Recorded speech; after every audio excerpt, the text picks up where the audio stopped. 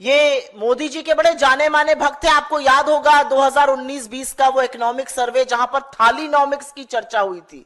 अब इनको कौन समझाए कि 52% दाम तो एक थाली का जो सिर्फ वेजिटेरियन है उसका बढ़ गया है।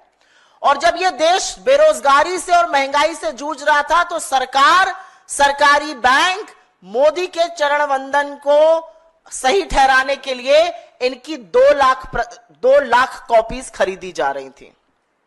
7 करोड़ से ज्यादा खर्च हो रहा था। अब इससे कुछ सवाल उठते हैं और वो सवाल आपके माध्यम से इस देश की सरकार से, इस देश के एक सरकारी बैंक से जो कि सरकार के अधीन है, इस देश के वित्त मंत्रालय से पूछने जरूरी है। क्या यह सच नहीं है कि यूनियन बैंक ऑफ इंडिया ने 2 लाख प्रतियां खरीदी? क्या यूनियन बैंक ऑफ इंडिया ने अपने बोर्ड ऑफ डायरेक्टर्स से यह पैसा, यह खर्च अप्रूव कराया था?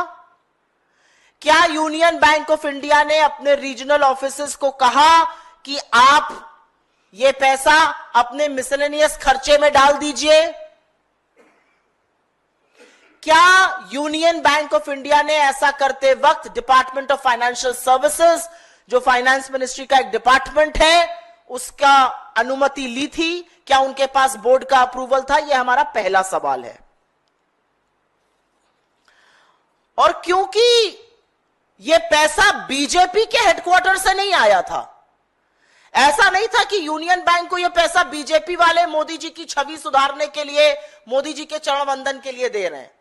यह पैसा इस देश का पब्लिक फंड है, आपका, हमारा, जनता का पैसा है, क्योंकि यह सार्वजनिक बैंक है। तो इसका दुरुपयोग क्यों किया गया और क्या जो धारक करता होते हैं, जो डिपॉजिटर्स हैं, जो जमा करता है, उनको इस बारे में जानकारी थी? और क्या यह जिम्मेदारी नहीं थी बैंक की, अंडर द फिड्यूशरी रिस्पॉन्सिबिलिटी, कि वो ऐसा ना करे, लोगों के पैसे को सुरक्षित रखें? तीसरा सवाल, क्या वित्त मंत्रालय ने इस बात की जांच की है कि इतनी बेशर्मी से यह कॉन्फ्लिक्ट ऑफ इंटरेस्ट कैसे हुआ? और सिर्फ क्योंकि कृष्णमूर्ति सुब्रमण्यन जी सरकार के बड़े नजदीक थे, सरकार का बड़ा गुणगान करते थे, क्या सिर्फ इसीलिए उनको छूट दी गई ये कॉन्फ्लिक्ट ऑफ इंटरेस्ट करते हुए? इसके अलावा एक और आरोप लग रहा है और यह बहुत संगीन आरोप है। आरोप है कि यूनियन बैंक ऑफ इंडिया की एमडी और सीईओ सुश्री मणि मेखलाई, जिनका जून 2025 में एक्सटेंशन होना है, उन्होंने इस एक्सटेंशन के लिए क्या ये अपरोक्ष रिश्वत दी गई है?